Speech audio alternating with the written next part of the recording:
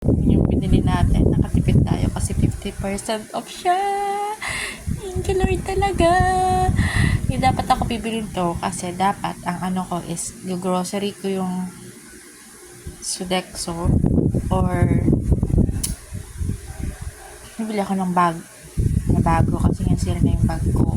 Tapos naisip ko kung bibili na lang ako ng bag na worth of 400 lang, 300, pero kasi naisip ko baka masira ko na naman agad. Kaya nagtingin na ako kanina sa Robinson. Tapos mga mahal talaga pala ng kose, mga 2,000 plus siya. So ito 50% off. So mga 990 ko siya nabili. Ang ganda niya kasi maraming packet. Ayan. Which is yung gusto ko.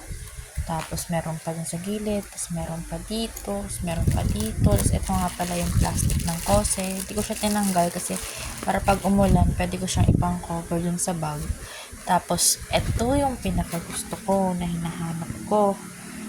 Yung meron siyang zipper sa likod. Kahit man dito or basta may zipper sa likod. Tapos bet ko siya kasi sa baba lang. Tapos maliit lang. Yan. Hindi lahat. So, hindi siya ganun kalalim. Mababaw lang. Pero bet ko siya kasi pag gusto ko dito ilagay yung mga importanteng bagay like my phone, ganun.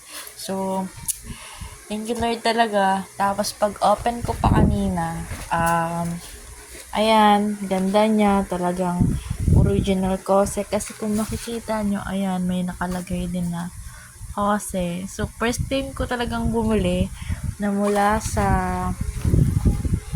pera na receive ko ng ganitong kamahal na bag. Para sa akin talaga mahal na yung 100 plus na bumili ng bag. Although, mahilig ako sa backpack. Tapos, meron pa siyang freebies. Ayan o, kose. Oops, ng labo. Ayun, kose. Yan.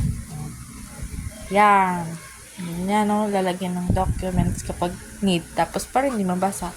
Tapos, yan, nalagyan ng laptop. Yan. Tapos, may zipper pa dito. So, sulit siya para sa akin kasi niligyan ako sa bag na maraming lalagyan. So, yun lang. I love kose. Yan. Inspired or encouraged by someone na bumili ng kose. Natata. First time ko na bumili ng mamahaling bag. Pero naka 50% off pa. Kaya, thank God. Bye!